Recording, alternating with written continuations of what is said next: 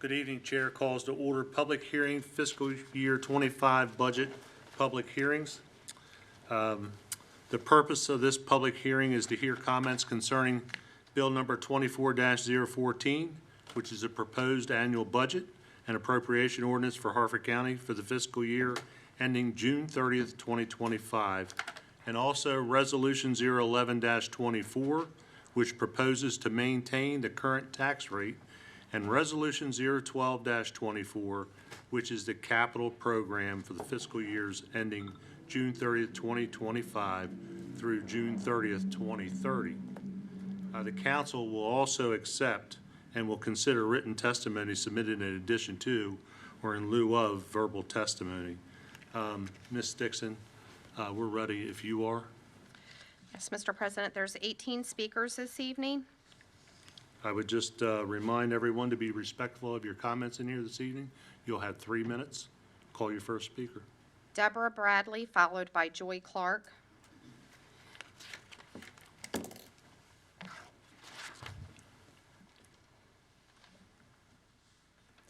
Good evening, ladies and gentlemen. Thank you for allowing me the opportunity to I'll need speak your today. name and address first. My name is Debbie Bradley, 224 Crocker Drive, Bel Air, and I serve as the Harford County Sheriff's Office Victim Service Coordinator. I am here to address a pressing concern regarding the disparity in the treatment of civilian staff in the Harford County Sheriff's Office compared to other employees. Recently, it has been brought to my attention that civilian employees at the Harford County Sheriff's Office have been excluded from the 1% cost of living adjustment and the $1,000 merit increases that have been granted to all other county employees, including those in the state's attorney's office and the courts. This exclusion not only undermines the principle of fairness, but also sends a disheartening message to all civilian employees in the sheriff's office. It appears to overlook the dedication and hard work that civilian staff bring to their roles every day. Our roles are challenging and necessitate a high level of commitment and professionalism, qualities that deserve recognition and compensation equal to that of our peers in other county departments. We are integral to the fabric of police operations, providing essential services that contribute to the safety and well-being of our community. The decision by the county executive to exclude us from these salary adjustments is deeply concerning. Therefore, I stand before you today to earnestly request that you do not endorse this inequitable proposal. I urge you to advocate for and ensure an equitable salary adjustment for all county employees, inclusive of the civilian staff at the sheriff's office. Fairness in compensation is not just a matter of principle. It is a crucial factor in maintaining morale and a sense of value among employees. Ensuring that salary enhancements are uniformly applied across all levels of county employment fosters a culture of respect and unity. It acknowledges that every role, whether front-facing or behind the scenes, contributes vitally to the operations and success of our agency and county. I respectfully ask that you consider the implications of the current proposal and to seek a resolution that promotes equity and fairness. Thank you for your time and for considering this critical issue that affects the lives and well-being of so many dedicated public servants. Thank you, ma'am.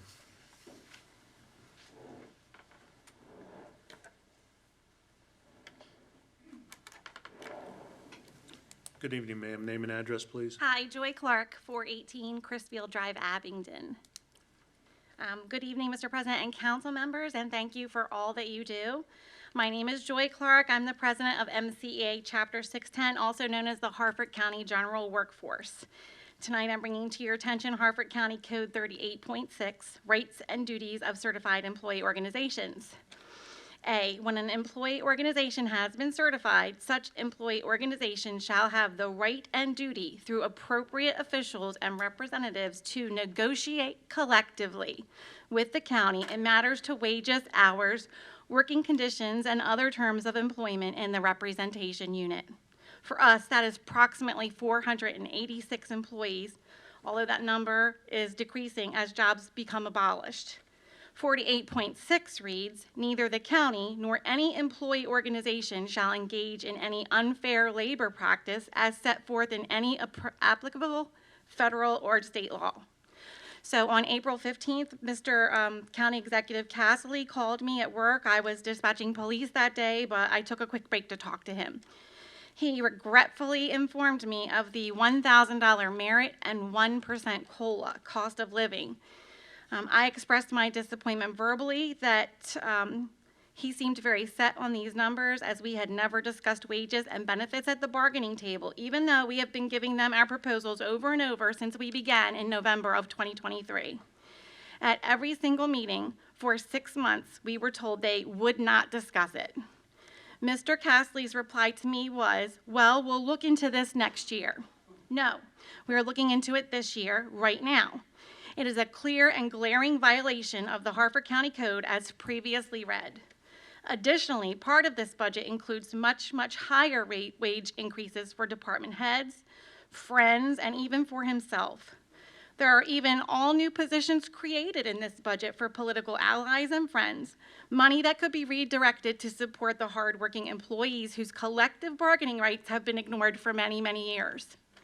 I'm here to say on behalf of all MCEA employees, enough already. We want fair collective bargaining, and we want fair treatment. My dear council members, if you approve this budget as is, you are effectively participating in the violation of a Harford County Code and the violation of our rights as members of MCA 610. Please send this budget back. Thank you for your consideration. Thank you, ma'am. Melissa Romano, followed by Kevin Taylor.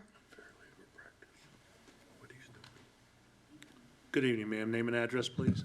Melissa Romano, 12 Cornflower Circle, Conowingo, Maryland. I am the coordinator of special education birth to 5 for Harford County Public Schools. I am representing 1,923 children with and without disabilities and their families birth to age 5, and 6,014 students with disabilities birth to age 21, an increase of 369 students with disabilities we serviced the previous year. Last year, I spoke for the first time in this forum to advocate for the Harford County budget. Although very nervous and unsure of whether I made a difference, I felt heard, and I was very thankful for your support in advocating for additional funds for Harford County Public Schools. Like last year, I am speaking today to implore you to veto the county executive's budget. If HCPS does not, oh my, I'm nervous now. Does not receive funding for our budget requests, HCPS will have to consider staffing allocations that will have a negative impact on our students and create unsafe and ineffective learning environments. Our students and staff need the funding with our growing needs to provide safe, equitable, and effective programs for all children. Harford County Public Schools, okay, I need to calm down. I'm never like this nervous. Harford County Public Schools has seen an increased number of children with complex needs, especially young children. These needs include self-care, such as toileting, functional communication, self-regulation, and learner readiness skills. To expand access to high-quality, safe learning environments, Harford County has been expanding supports and services that are desperately needed to address the complex needs of our students birth to 5 and to 21, with and without disabilities. We need additional teaching and support staff positions to address the complex needs of our growing population of children with and without disabilities.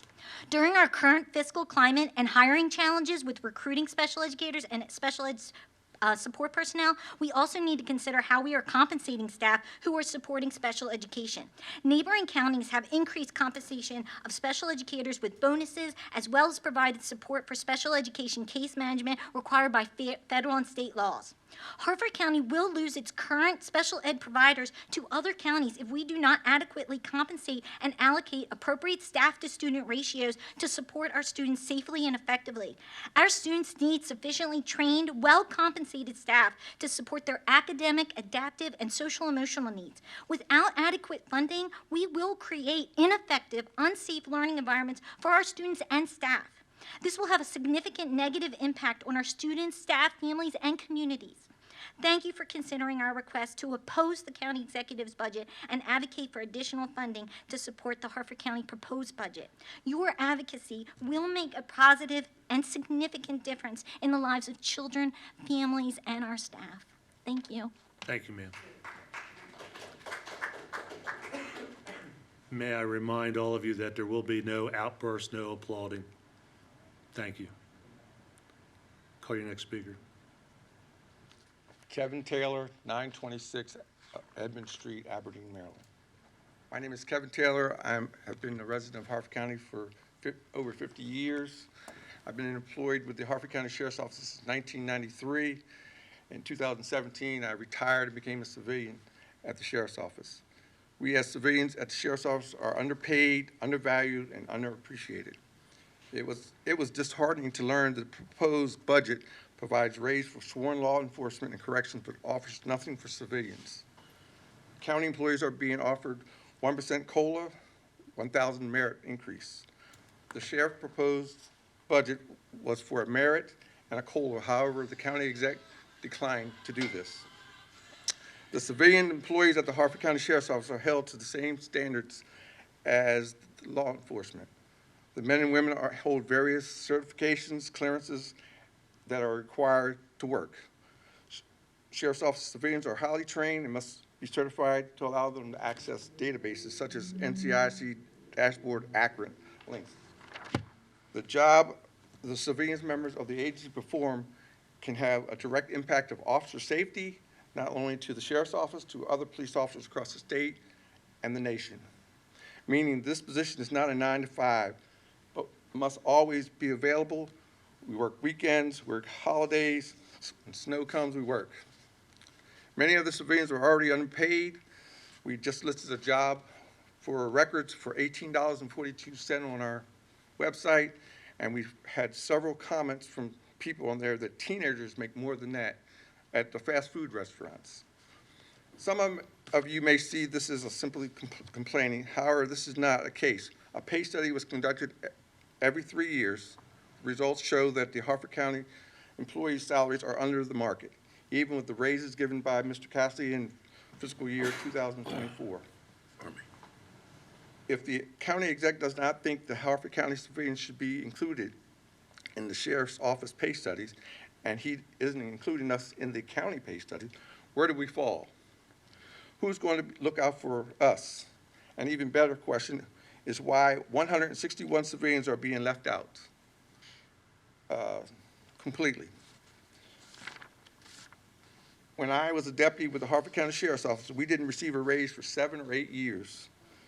Trying to raise a family of 7 with no raises and minimal overtime is very hard. Most of my coworkers solely depend on this pay from the Sheriff's Office, and with a 4.1% inflation rate for 2023 and a projected 3.1% projected rate for 2024, how do we expect them to survive? Thank you for your time, your attention to this matter. Hopefully this helps you understand the frustrations we're going through. Thank you. Thank you, sir. Verna White, followed by Brianna Coleman.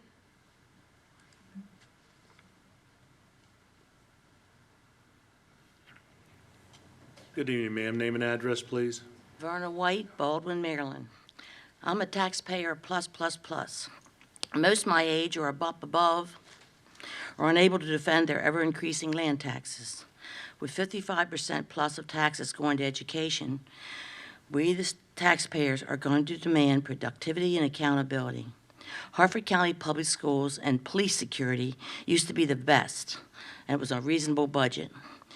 Now Harford County education is going the way of down. Look at Baltimore County and Baltimore City. We still demand accountability and productivity. There's only so much money. The state of Maryland cut it out. We would like to have the top people in the Board of Education, not them, but the superintendent and the school leaders, why don't you give them a 30 to 50% cut in salary and give that to the teachers, the ones who spend time in the classroom with the students that really care about them. The test results are not that great, guys. I feel that the present leaders are not leading. They're just talking and taking. For visual learners, my shirt shows a school of fish swimming together in unity of purpose and protection. Land taxpayers of Harford County, let your voice be heard. We don't mind if you give us productivity and accountability and the test results go up, but you need to get rid of programs that don't benefit the students, and it hurts overtaxed citizens. Please use some great programs that the private schools use. They're getting excellent results. A lot of parents have gone that way. I tried to find a mouse or a rat shirt, but they're not around anymore. So I guess I'm just swimming in unity fish, that our education will become valuable and change the future of our students.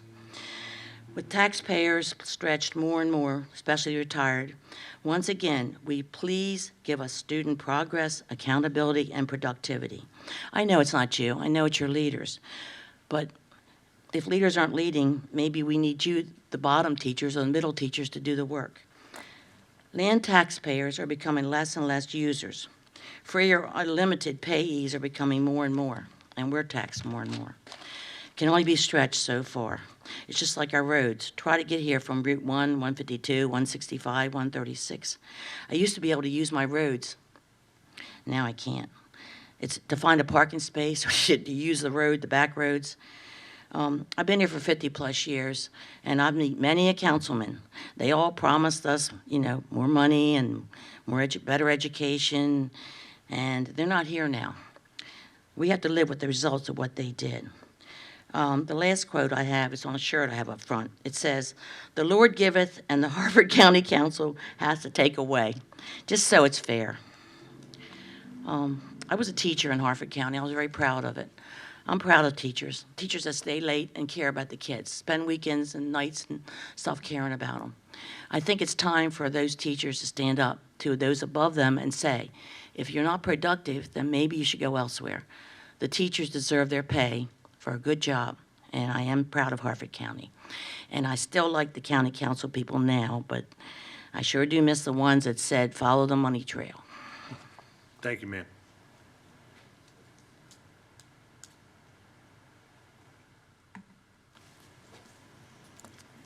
Good evening, ma'am. Name and address, please. Good evening, Brianna Coleman, 2347 Ingle Road.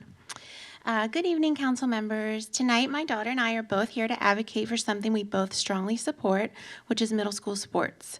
It's disheartening to see it listed as a budget cut. I've witnessed firsthand the numerous positive impacts this program has on middle schoolers countywide. Cutting it would yield minimal cost savings and deprive students of its benefits, which simply doesn't add up.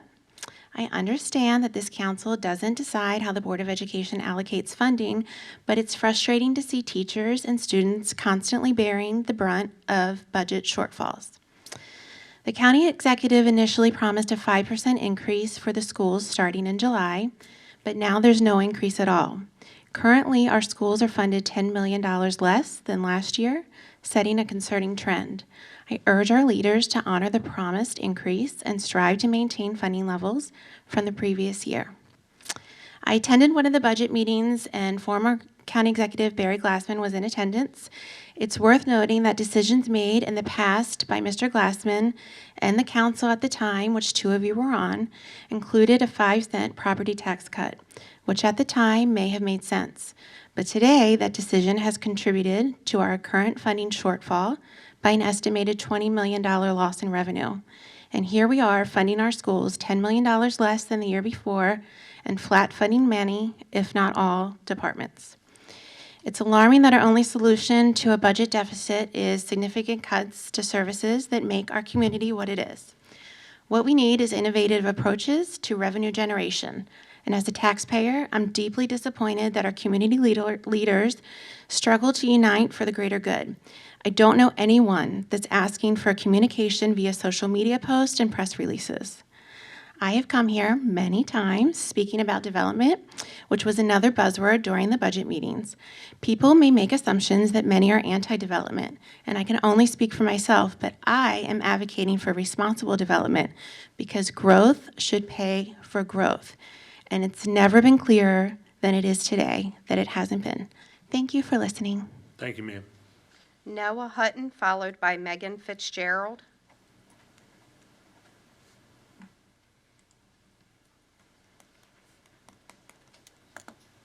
Good evening, sir. Name and address, please. Noah Hutton, 5123 Viaduct Avenue, Halethorpe, Maryland, 21227. So I'm born and raised in Harford County. I've been teaching at Edgewood High School for 9 years. I like the county. I like working in here. But the budget cuts that we've received over the last last year and then what is proposed for this year is having dramatic impacts in our classroom. Many of the teachers are unsure if they're going to come back because of these shortfalls, because our contents are getting cut and their funding level. We just were informed that the science budget is getting cut by about 60%. So we're going to lose a lot of our resources that we get through software to show the students things interactively that we can't show logistically in the classroom, to see it three-dimensionally and just kind of see it visually. And then a lot of teachers are concerned that we might go back to how it was previously before I started teaching, where we had 7 years without a raise or a COLA. So a lot of teachers are already starting to talk about that and are getting very concerned, and the students are definitely noticing. The students, since the budget conversations really started in January, behaviors have changed. Some students are starting to ask teachers, are you coming back? Are you sure you're going to come back? How long are you going to stay? Which of our services are going to be cut? Which of our electives are no longer going to be taught? Because they are watching and they are aware of what's happening. We also had an extra security liaison in our building over the course of the winter, which was extremely helpful. It cut down on students in the hallway, kind of helped some students who might have some anxiety that were new to the building to kind of help show them around, and we don't have that anymore. And so now the number of students in our hallways increased. The number of students who just are apathetic and aren't valuing education like many of us do is also increasing. So I just urge you to try and do whatever you can to help with the budget. And I understand your hands are kind of tied to a certain extent, so if there's anything that we can do to kind of plan for next year with the idea that this might be the same exact road we're on next year, anything we can do to try and stop the falling would be very helpful and appreciated. Thanks for all you do, and good luck. Thank you, sir. Good evening, ma'am. Name and address, please. Good evening, sir. My name's Megan Fitzgerald. My address is 3913 Longley Road, Abingdon. And I wish I had something more prepared tonight. First of all, thank you, all of you, for what you do, for the courage and humility that I know you show in representing all of us and trying to make sure that we're a county that thrives and not just survives. And I use that wording very specifically because there are people in this county who are just barely surviving. And a lot of those people have their children in Harford County Public Schools. And I had a long conversation today with a friend of mine about how to address poverty. And my personal opinion is through education. And we need to support that education. And if we have a population in Harford County that's growing, it seems to follow that we would also be required to pay more money because there's more people. And, you know, I might be speaking completely out of turn, but I guess that's one of the things that I would consider is, you know, what is the tax situation and is it set up to adequately provide for the number of citizens that we have? More specifically, I was looking at statistics regarding special education. And, you know, last year, the blueprint budgeted for $1 million for special education transportation. And HCPS ended up spending between $10 and $11 million. So there are definitely aspects of the blueprint that don't necessarily line up with the unique needs of Harford County. And I get that. And I get that that's not yours to control. However, we have to start somewhere. We have to come to the table. I want to have faith in each of you that you're considering the well-being of every single citizen in your county. Every single one.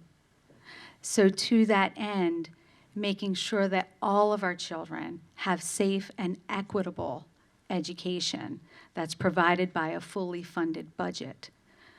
I want to make sure that I said everything that I made notes about. There are so many things that need to be fixed. There are so many avenues that need to be traversed in order to start making sense of how do we satisfy all the needs of the county. And I'm not expecting all of that to fall on your shoulders. What I am hoping is that you will make conscious decisions and conscientious advisements to the county executive with the care and concern of every single one of our children. Thank you. Thank you, ma'am. David Bauer, followed by Kelly Fonger. Good evening, sir. Name and address, please. Good evening. I'm David Bauer, 2952 Kirkwall Court. So I'm here to comment on the budget, so let's begin with some numbers. Back several months ago, Mr. Castley said he would allocate roughly $20 million to increase school system and sheriff's office funding, about 5% each. About $15 million for the school system, $5 million increase for the sheriff's office. But then we got some bad news on state revenue, a $13 million decrease, although it's only about $4.4 million compared to the budgeted amount. Mr. Castley said he would no longer be able to give the full 5% increase. Instead, his budget proposal has 0 increase for the school system and a 7.7% increase for the sheriff's office. If this bill is enacted, then across Mr. Castley's 2 budgets, public safety will see an increase of $23.2 million, while the school system will see a decrease of $9.4 million in its operating allocation. Overall, to make sense of this budget, you have to disbelieve parts of it. For example, if we really expect the county's unassigned fund balance to be less than $3 million by the end of next fiscal year, then to pass this budget as is would be fiscal malpractice. On the other hand, if you don't believe that the budget situation is so dire, then to flat fund all of the education entities is also malpractice. If you think the community college, the library system, and the school system should use a significant amount of their fund balance to pay for recurring operating expenses, then set up meetings and talk with them about what level of fund balance you feel comfortable with.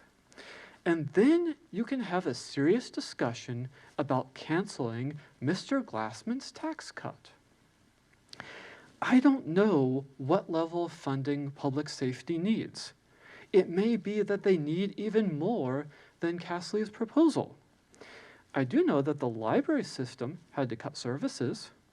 I know the school system shortfall is worse this year than last year, which you were told was going to happen.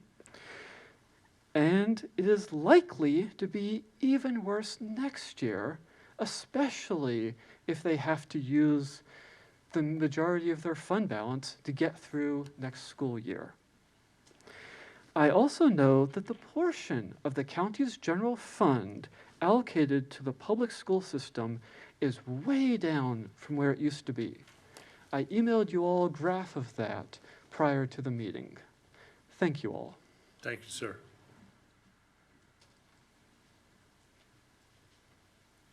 Good evening, ma'am. Name and address, please. Hello, my name is Kelly Fonger. I live at 80 East Broadway, Bel Air. I know that you have a hard job ahead of you. I do not envy that job. I ask you to use your power to ask the county administrator to fund his promised funding.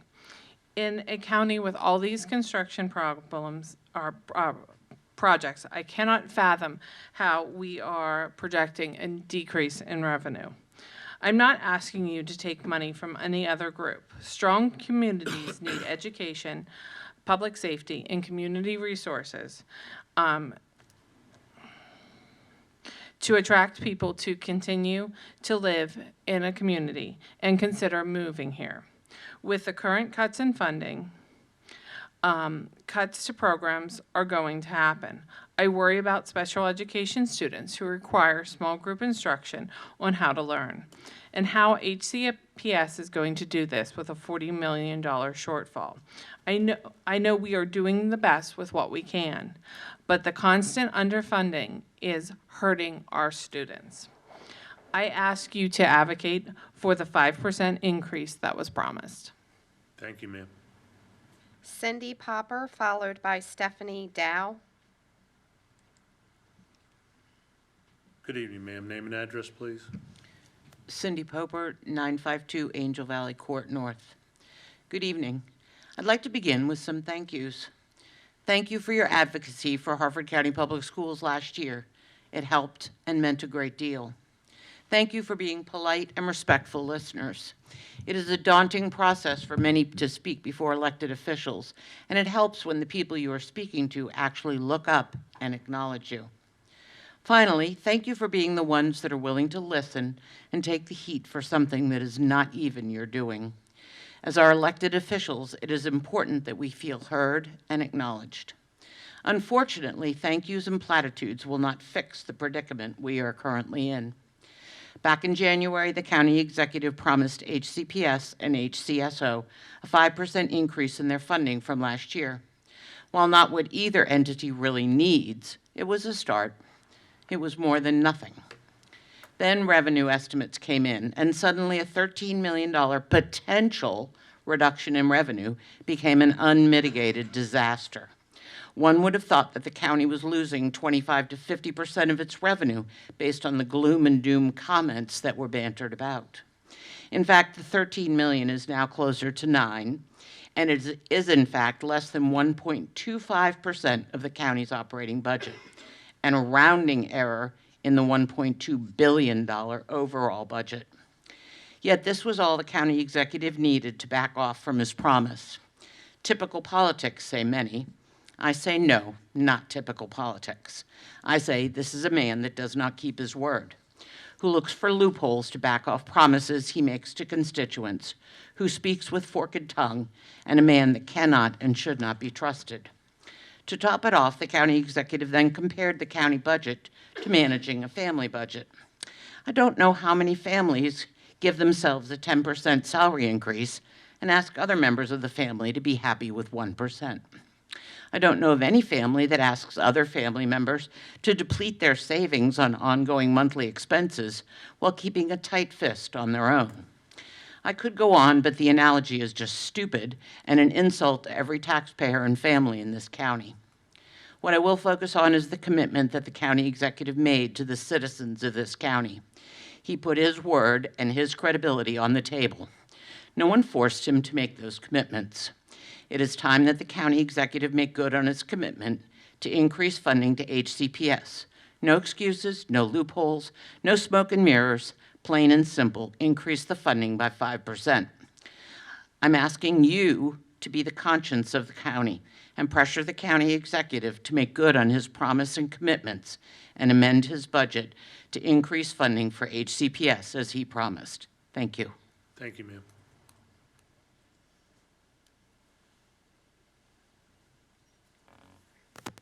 Good evening, ma'am. Name and address, please.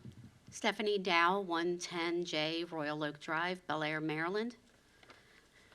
Members of the County Council, today I stand before you not just as a representative of our school system, but as a voice for a group that is often overlooked in our educational system, the clerical staff of all of our schools and offices, more fittingly recognized as administrative assistants, technicians, and specialists at this time.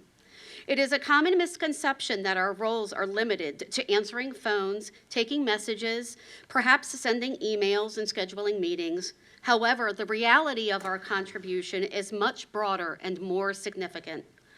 We are, for many, the first point of contact within the school system, embodying the face of education in our communities. Our tasks extend beyond the clerical, delving into the realms of student support, administrative coordination, and even technological troubleshooting. Yet, despite that multifaceted role, there remains a substantial gap in the recognition and respect accorded to us, particularly in the matters of job security and compensation. This oversight is not only undermines our position, but detracts from the collective efficacy of our educational system.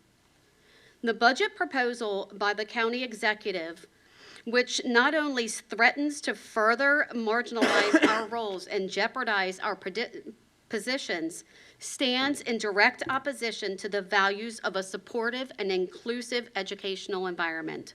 I call upon you, members of the County Council, to recognize the indispensable role we all play within the school system.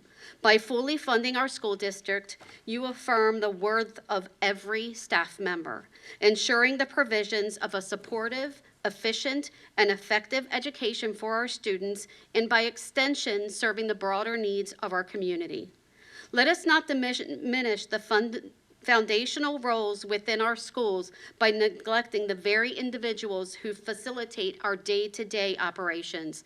I implore you to consider the broader impact of budget cuts on our educational framework and to act in favor of preserving and enhancing the roles of all our staff within our schools. Thank you. Thank you, ma'am. Tina Graff, followed by Crystal Rufinacht.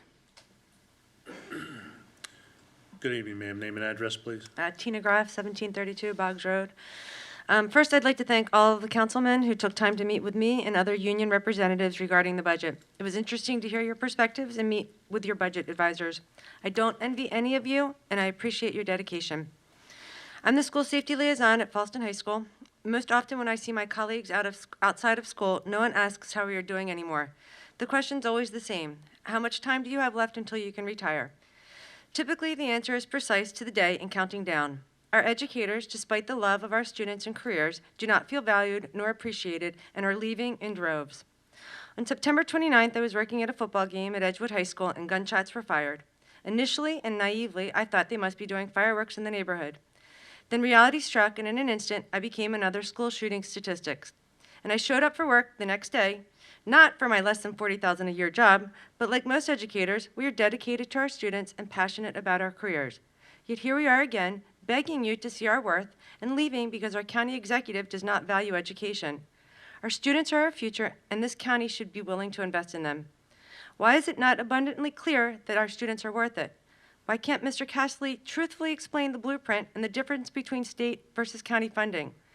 Why is he reposting incorrect information on a social media site, including my own department? So many questions that continue to be unanswered, as Mr. Castley has no problem going on television and radio every chance he gets and uses the school system only for photo ops, yet insults this entire council by not even showing up to answer your questions at the budget sessions, or have the common courtesy of looking at us when we spoke at the budget town hall in January. My only thought on this is that he would like to see us fail. My personal opinion is that he would like to dismantle public education and advocate for vouchers. What better way to do this than by withholding funds to our schools? And watching him flitter between publicly advocating for our sheriff than trying to destroy him is what I would expect from my students, whose brains are not fully developed. I could go on and on about funding our school budget, as that is my livelihood. But I am also a tax-paying 33-year resident of Harford County, and I want to see all of our programs funded. The flat funding of almost every agency in this county, pitting us against so many other vital resources, is unfair. For as much as I would love our budget to be fully funded, or at the very least give us what was initially promised, I don't want it to be at the expense of our police, library, health department, humane society, or any other government entity that makes our community one where I've chosen to live and work. I hope you can find discrepancies within the budget and compare apples to apples when it comes to the fund balance. Figure out a way to provide our citizens with the services they need and pay your employees what they are worth. If that means having to raise taxes, figure out how much that would cost and provide us with that number. Because the math isn't mathing, and Bob Castley is destroying our county. Thank you. Thank you, ma'am.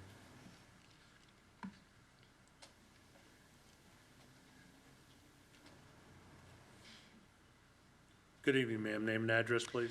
Crystal Rufinat, 700 Heston Court, Bel Air. Thank you for continuing to offer each year this opportunity to provide input about the budget. I'm here this evening to ask for your continued advocacy. The county executive amend his budget to include the 5% increase promised to the sheriff's office and to Hartford County Public Schools. I'm a third-generation HCPS educator. I'm the fifth person in my family to devote my career to this school system, and I am a lifelong Hartford resident. I've had the opportunity to engage with a few committees, with educators, central office members. My belief is the initial request proposed by the superintendent and approved by the board represented a limited ask that would keep us afloat and provide for the expansion of special education programs for an increased number of students needing these programs. I have also attempted to engage with our county executive, who won't look at me when I speak to him or provide anything other than a generic response to specific questions. The county executive has been making public appearances connected with schools, but he is not willing to engage productively with educators and with HCPS leadership regarding the budget.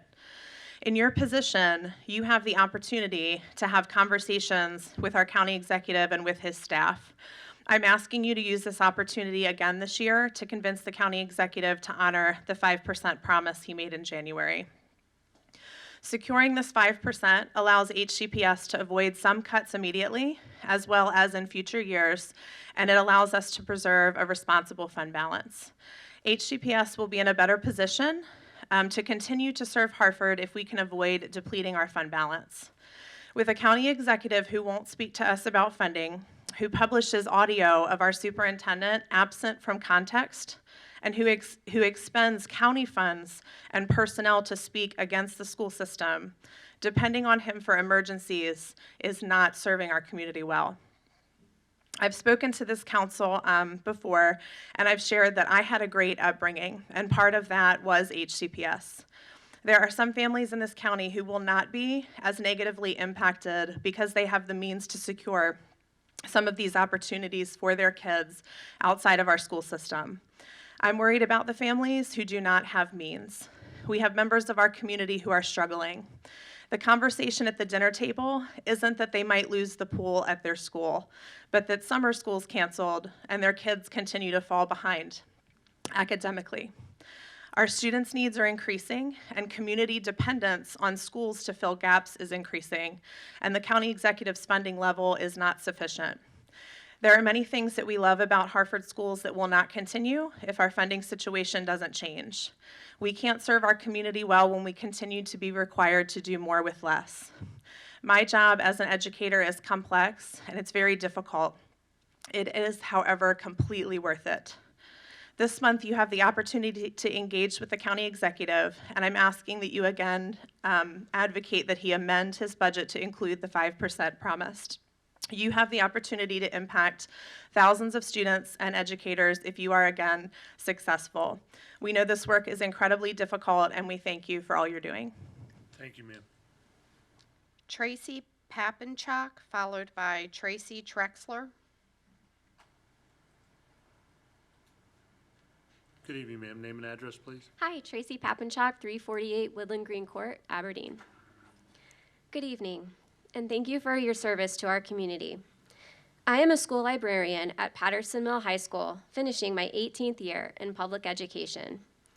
I want to start by thanking you for your advocacy last year and your negotiations, which got us $10 million for our education budget that was more than initially offered by our county executive. This helped fund part of the gap last year, since our county executive was the only county executive in the state to take advantage of a law to fund the school system less than we received the year before. Unfortunately, our county executive has positioned us to be in an even worse financial position this year by funding us $40 million below the initial ask. Flat funding of our school system means cuts to services. Because of inflation, increasing cost of the blueprint, and an increased need for our changing student populations, services and jobs will be cut. Which is why I stand before you, recognizing the difficult position that you have been placed in, to ask that you advocate with us for the 5% increase our county executive publicly stated he was going to give the school system and the sheriff's office back in January. The school system's budget request is not unreasonable, nor are the requests of other county services like public safety and our libraries and parks and rec and others. We are all public servants doing our best to serve the citizenry of Harford County and maintain our standard of living, which makes Harford County a great place to live and raise a family. A vast majority of our citizens want good schools and safe communities and recreational spaces, but we have to fund those public services to continue to make Harford an appealing place to live and to attract businesses to our county. I am concerned not only for the underfunding of the school system, but also the underfunding of the majority of our public institutions so far under the term of this county administration. In addition to my ask of you to help the school system get our additional 5% of funding, I also want to know, how are you going to advocate for all of our public services? What are the plans for growing our local economy? How can we ensure our county executives' actions align with the best interests of our community? We must do whatever we can to protect our institutions. Everything is interconnected. Starving our institutions of funds will have a negative ripple across the board and affect all of our citizens, from our very youngest Harford Countyans to our elders. Thank you for listening. I know you have a difficult task ahead of you. Please do what you can for education, and thank you for your advocacy for the residents and institutions of Harford County. Thank you, ma'am. Good evening, ma'am. Name and address, please. Tracy Trexler, 2511 Crestview Drive, Fallston. Good evening, council members. I am a county resident, taxpayer, and HCPS employee. I work at Fallston High and middle schools as a media technician. Currently, my job is to keep both libraries running smoothly, although before COVID, each tech was assigned to a single school. So in addition to assisting 2 media specialists, librarians, with their duties, I also process all the books and materials for both schools, deal with laptop issues for over 2,000 students, help them find books for interest reading or class assignments, and create inviting spaces that work for their needs, and the list goes on. I'm spread thin, and I work during most of my lunch breaks through my own choosing because I put students first. I have a unique perspective as a current employee, former long-term substitute teacher of 11 years, and a parent who is actively involved on a daily basis. I've seen the inner workings of 2 school buildings exclusively over the last 15 years. I've seen the changes that previous cuts have already made. These include larger class sizes and elimination of programs, as well as more demands put on teachers, and it shows. They're burnt out and stressed daily in trying to provide enriching experiences for their students with minimal support, funds, and supplies. I respectfully request you to urge the county executive to increase funding for the school system to the previously promised amount of $15 million. Cuts in funding, such as the budget presently put forth by the county executive, are going to put an extreme hardship on educators and our kids. Many classes I've seen already have 30 to 35 students. With more cuts, class sizes are set to go higher. Also, employees already work way harder for students than their salaries indicate, many of them using their own money to keep supplies in the classroom. Cuts in funding will inevitably fall in their pockets, and they deserve better. My own 25-year-old daughter taught for 2 years in Harford County. As a high school senior who graduated from Fallston High School, she was awarded the GET Scholarship, Growing Exceptional Teachers, which offers college graduates incentives to come back to HCPS as teachers. She was thrilled to give back and teach in the school that she attended as a middle schooler. In fact, she posted to Facebook a picture in front of the school with this comment, "I got my dream job." She was so excited. She has now moved out of state to Pennsylvania due to the frustrations she encountered. These include lack of support and constant questioning of why she needed specific materials to teach her students with autism. She doesn't want to teach here, and she doesn't want to raise her children here. We should do better. We should be keeping talented and passionate educators here in Harford County. Even my husband and I have had serious discussions about leaving this county and state due to the political showboating and our tax dollars not being well spent. The number one priority of any county government should be to provide for the public safety and public education. Please show our teachers and support staff that you understand the importance of funding the education of our students, and show the county, its residents, your constituents, and our kids that they matter. Our county and state depend on them to not only succeed but thrive in their education so they can lead our nation to a position of strength, prosperity, and hope for the future. Thank you for your time. Thank you, ma'am. Josh Kozel, followed by Douglas Rudd. Good evening, sir. Name and address, please. Good evening, Josh Kozel, 1106 Emerald Drive, Bel Air, Maryland. I shared this in many places, but I just wanted to get it on record when we're discussing the budget here. Everyone is complaining about the budget cuts at HCPS, really. The budget was not cut, the maintenance of efforts was funded, and the current economical state cannot support the ridiculous $40 million additional dollars requested. The school system is top-heavy, funding too many unsustainable grants and pushing an agenda that is failing our children. Just look at the test scores. More money is not the solution. Let's look at a few of the budget line items. Board of Education, the legal services went from $372,000 in FY22 to $530,000 in '25. What's the educational value in this? The executive administration, FY22, $2.23 million compared to $4.08 million this year. $1.85 million increase. Why? Within the executive administration budget, why has the Equity and Cultural Proficiency Department that in FY22, the budget was $293,000, has spiked to almost double $578,000. What is the Organizational Development Department there for? In FY22, there was not a budget for this, and in '25, it's projected to be $617,000. In Human Resources, why is there a need for a Talent Management Department at $1.22 million in FY25, and there has not been a line item for this before? Next, the Safety and Security. This is two different departments or two different line items. Safety and Security Office, they received $802,000 in FY22. In FY25, they're looking at $2.37 million, 1.56 extra dollars for what?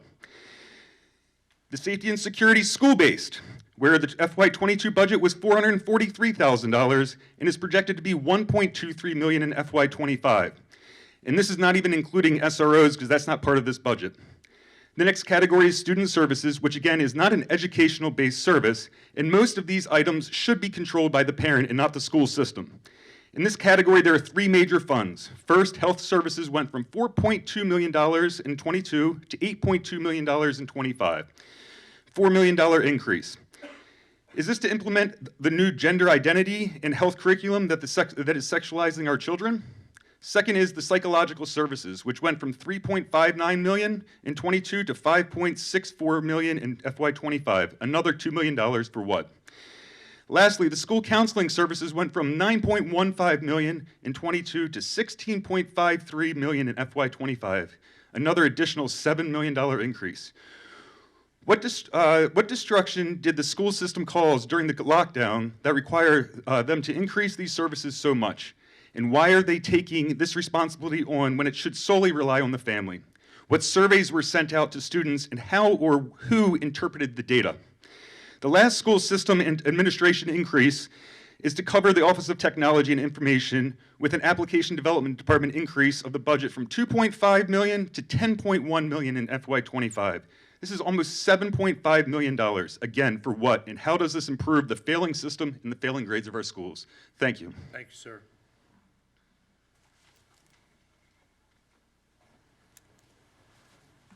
Good evening, sir. Name and address.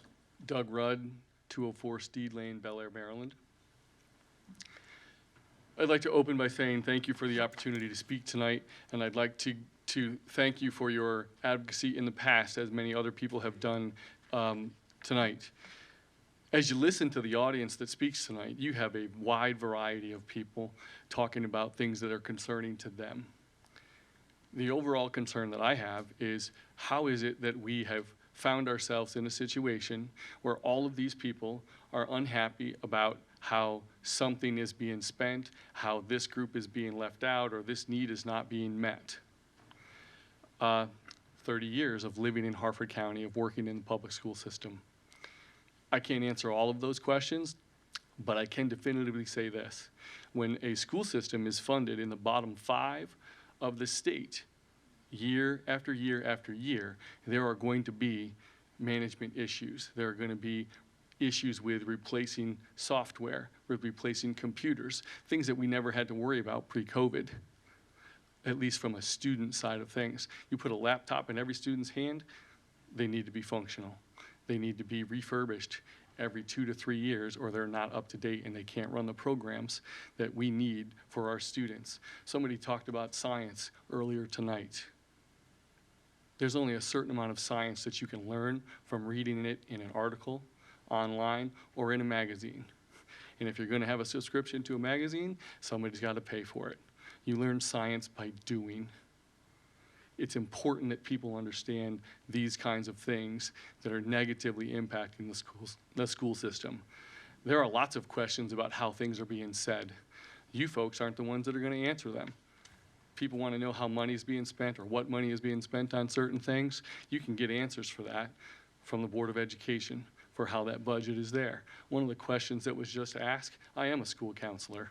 5 years ago, we didn't have a school counselor in every building.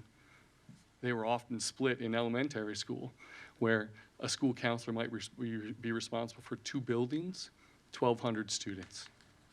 That is a service that is needed in every building. I don't disagree that there are things that we end up dealing with that maybe should be better dealt with by somebody else. But the fact is, from 7:40 to 3 o'clock, we're the ones that have to deal with it and what's there. You guys are the only group of people that have the ability to change what is happening with that budget. The train wreck that is that budget. And if you walk around Harford County, if you walk around Bel Air, not only do you see school system that is struggling, the entire economic system around here is struggling. You've got empty storefronts everywhere. Commercial real estate is crazy. People don't even want to bring their businesses to Harford County. You folks are the ones that can help fix these problems. You have to be a system of checks and balances for a budget that makes no sense to most people that are sitting here tonight. I did not hear anybody come in here tonight and go, hey, that was awesome. Thanks, County Executive Casserly. What a great job in that budget. You folks are the only ones that we can put our faith in to counteract what is there. Thank you for your time. Thank you, sir. There are no more speakers, Mr. President.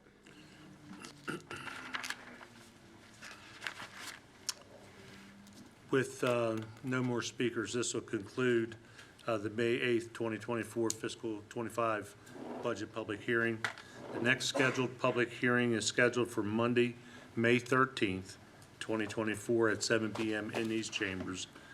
Please visit our website or call the office for more information or on viewing or public participation. And thank you. This will conclude this hearing.